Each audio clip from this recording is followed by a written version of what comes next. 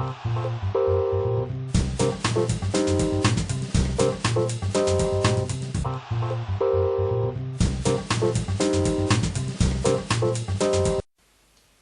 à tous et bienvenue sur votre assistante, le blog. Aujourd'hui, nous allons découvrir comment modifier une forme sous Illustrator et comment utiliser l'outil Pathfinder. Alors, pour créer des points d'ancrage à la plume, je vous invite à consulter l'article sur l'utilisation de la plume Illustrator que vous retrouvez sur le blog.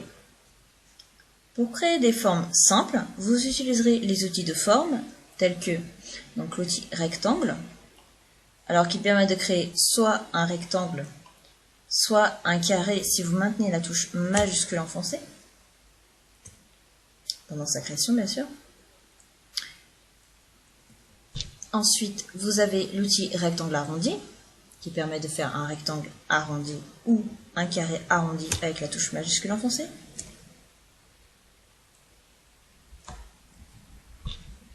Puis l'outil ellipse, donc qui permet soit de faire une ellipse, soit de faire un cercle parfait en maintenant la touche majuscule enfoncée.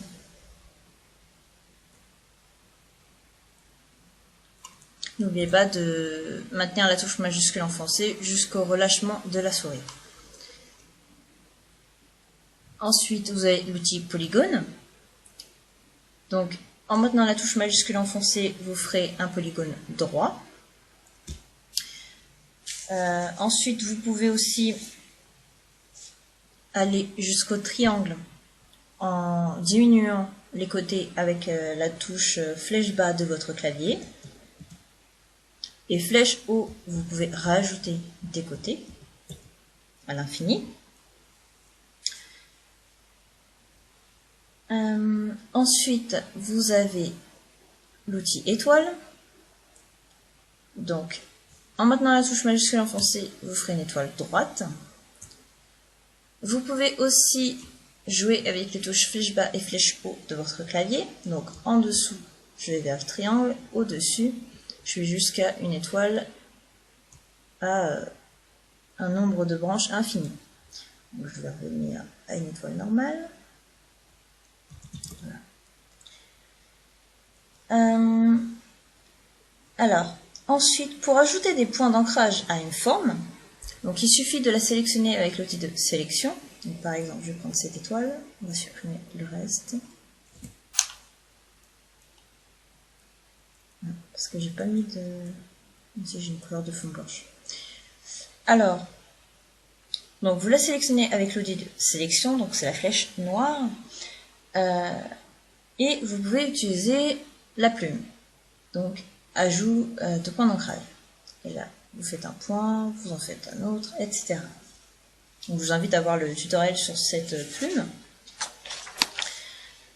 Ensuite, si vous souhaitez déplacer un point d'ancrage, soit vous le déplacez avec l'outil de sélection directe, donc, cliquez dessus et vous le tirez, soit avec, donc derrière la plume, outil conversion de point d'ancrage. Et cette fois-ci, vous ferez même apparaître les courbes de Bézier. Et enfin, pour supprimer un point d'ancrage, vous avez trois possibilités. Donc, soit le supprimer avec l'outil plume, celui-ci, suppression de point d'ancrage, et je supprime. Vous pouvez aussi le supprimer avec l'outil de sélection directe. Vous cliquez et vous appuyez sur la touche Supr.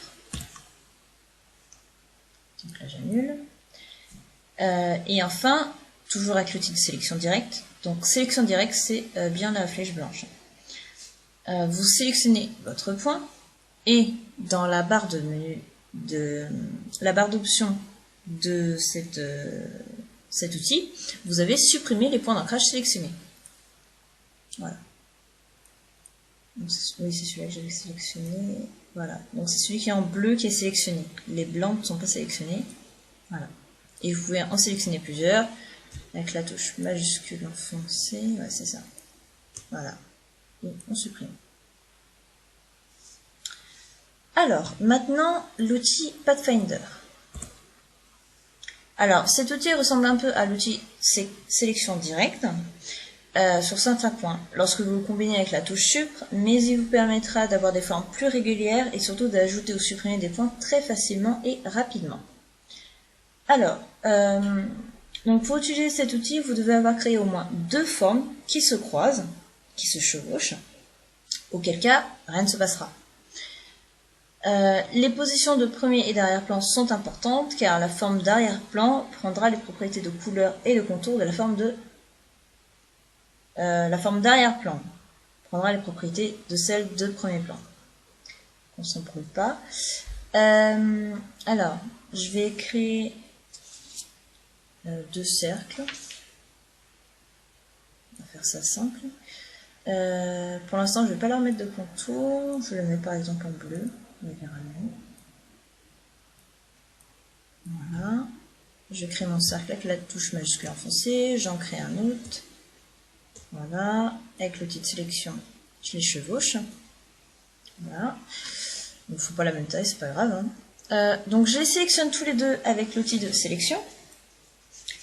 Et là, vous vous rendez dans le panneau Pathfinder. Donc moi, je l'ai ici, dans mon panneau latéral. Si vous ne l'avez pas, vous allez dans Fenêtre, Pathfinder, ou majuscule CTRL F9. Alors, vous avez 2 parties. Vous avez mode de la forme. Personnellement, c'est ce que j'utilise le plus. Après, là, c'est pour des choses un peu plus poussées, je trouve. Mais ceux-là, ils sont assez pratiques. Donc, on va partir sur la réunion. Donc, je clique. Et là, je n'ai plus qu'une seule forme. Donc, vous ne pouvez même pas dissocier, hein, c'est une seule forme. Elles ont été complètement scindées. Pour n'en former qu'une. Scindées. Non, regroupées pour n'en former qu'une. Alors, j'annule. Voilà. Donc là, j'ai toujours mes 2 cercles. Je resélectionne. Je vais faire soustraction. Et donc, c'est là que l'importance d'arrière et de premier plan montre son importance. C'est que c'est la forme de premier plan qui a été soustraite. Je vais vérifier ça, mais non, c'est ça. Premier plan. Voilà, le premier plan s'en va. Donc généralement on fait ça pour, si on veut faire des ombres, etc. On va faire exprès de mettre une forme par-dessus dont on s'en fiche. Hein. C'est juste pour découper cette forme. Ensuite, donc j'annule. Voilà, donc toujours mes 2 cercles. Je vais faire intersection. Voilà, donc là il ne me reste plus que ce qu'il y a entre les deux. Donc ça c'est pratique pour faire une pétale par exemple. J'annule encore une fois. Exclusion, là c'est l'inverse, ça va exclure simplement ceux qui se croisent. Voilà. Donc après vous pouvez les diviser, faites ce que vous voulez. Donc là j'annule, toujours mes 2 formes. Alors maintenant on va voir l'autre partie, Pathfinders. Donc je vais partir de 2 cercles, donc cette fois-ci je vais en mettre un rouge pour que vous voyez la différence. Et je vais lui appliquer un contour noir de 5 points, ça devrait aller. Voilà. Bon, donc l'autre, je ne touche pas. Donc, à noter que les formes vont être réunies. Il suffira ensuite de les... Je vous montre ce que ça donnerait. Voilà. Donc, vous aurez vos formes comme ça. Il suffira de faire un clic droit, dissocier. Et ensuite, je les déplacerai pour vous montrer ce que ça donne. Donc là, c'est bon, elles sont plus ensemble. Donc, je sélectionne toujours avec le sélection. Je vais faire division. Donc, ça permet de scinder les formes au niveau de leurs intersections. Donc, division. Vous voyez, elles sont toujours attachées. Je dissocie et j'espace. Voilà. Et là, j'ai 3 parties. Donc, on va annuler ça.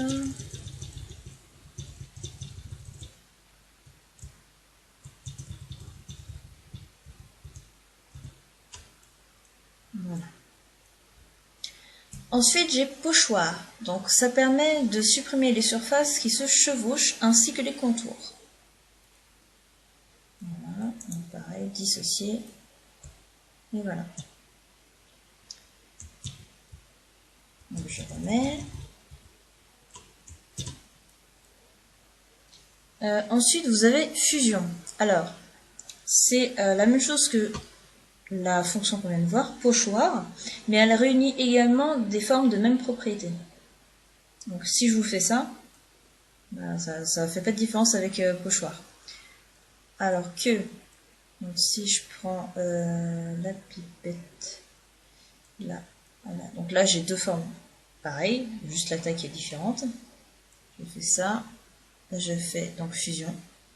Vous voyez, là elles ont été complètement associés. Donc en fait c'est comme si vous faisiez un mode de la forme réunion et division, non pas division puisqu'elles sont ensemble. En fait c'est à peu près pareil. On va annuler. Voilà.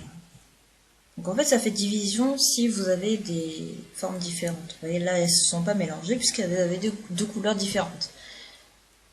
Voilà.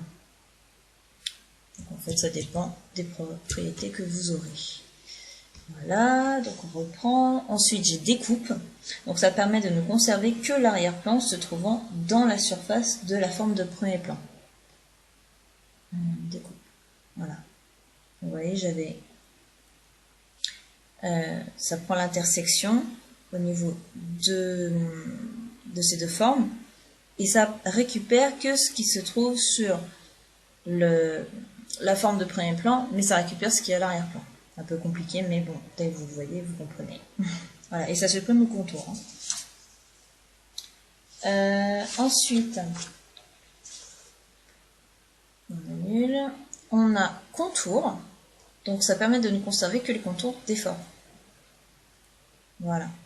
Alors, il ne s'agit pas du contour dont on parle habituellement dans Illustrator, comme je vous l'ai fait tout à l'heure. Vous voyez, le petit contour noir, c'est pas ça.